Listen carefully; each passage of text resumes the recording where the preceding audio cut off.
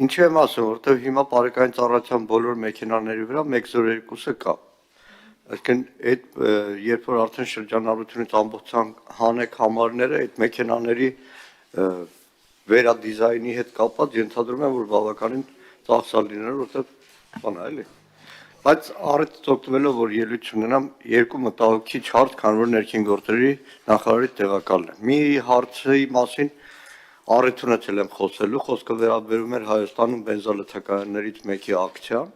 որը ամբողջ Երևանը պարալիզացրել է, բոլոր կամուրջները, բոլոր Երևան մտնող ճանապարհների վրա գործող բենզալցակայանի ակցիայի արդյունքում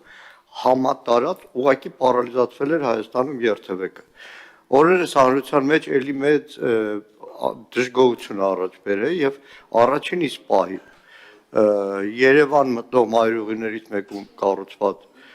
առևտրային մեծ կենտրոնը ուղղակի պարալիզացնում է երթևեկությունը։ Ամեն անգամ այդ խանութում եթե ակցիա լինելու Երևանը դեպի հյուսիս գնացող մայրուղիներից մեկը փակվելու է, պարզապես փակվելու է։ Դա ոստիկանությունը, բարեկային ծառայություն, այսինքն որևէ պատասխանատվություն չունեն եւ երկրորդը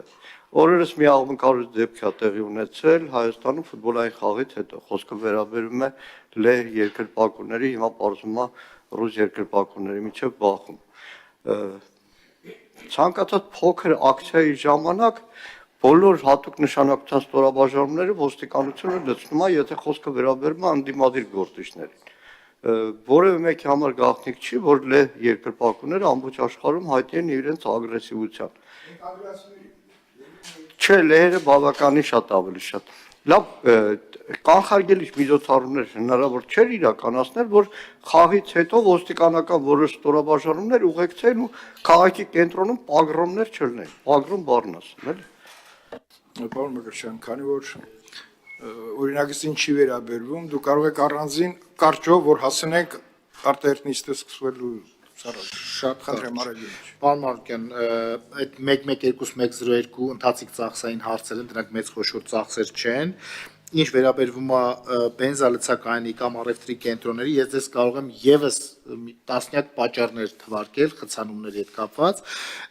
Այս խնդիրը կառավարության ուշադրության կենտրոնում է եւ երևի տեղյակ եք, որ վարչապետի հանձնարարությամբ ձևավորվել է աշխատանքային խումբ, այդ թվում Երևանի քաղաքապետարանի եւ կառավարության մյուս ներկայացուցիչների մասնակցությամբ Տիգրան Խաչատրյանն է գլխավորում, արդեն Անդրանիկ նիստը եղել է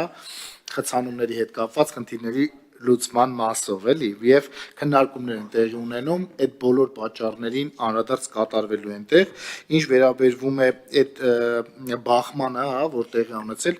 պագրոմներ մի քիչ շափազանցված ասել, մենք տեղեկացված ենք եղել, ուսումնասիրել ենք, կանխարգելել ենք եւ նաեւ արդյունքում ունեցել ենք մի փոքր դրվագ, ինչ եմ ասում, մի փոքր, որտեղ իրականում շատ ուղղակի գիշերվա ժամ ա եղել, մի փոքր աղմուկ ա եղել, դա տպավորություն ա ստեղծել պագրոմների, բայց մի քանի խուլիգանության դրվագ ենք ունեցել եւ համապատասխան գործողություններ են արել։ Ես կարծում եմ, եթե կանխարգելիչ աշխատանքներ չարվեն, հնարավոր է շատ ավելի մեծ, այո, ձեր ասած պագրոմներ ունենանք, շնորհակալ եմ։ Շնորհակալություն։ Հարակից զեկուցման համար Վահագ Ալեքսանյան, խնդրում պարոն Ալեքսանյան։ Շնորհակալություն, հարգելի գործընկերներ, կարծում եմ հիմնական զեկուցող ամբողջությամբ ներկայացրեց սպասող փոփոխությունները, խնդրում եմ կողմ քվեարկել։ Հարցեր հարակից զեկուցողին ելույթների համար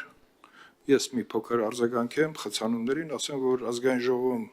լսումներ կազմակերպվեցին ամիսներ առաջ, պարոն Խաչատրյան, քանի ամիս առաջ, հենց այդ խնդրի վերաբերյալ, դա մասնակցում էր փոխվարչապետ Տիգրան Խաչատրյանը, ես գիտեմ, որ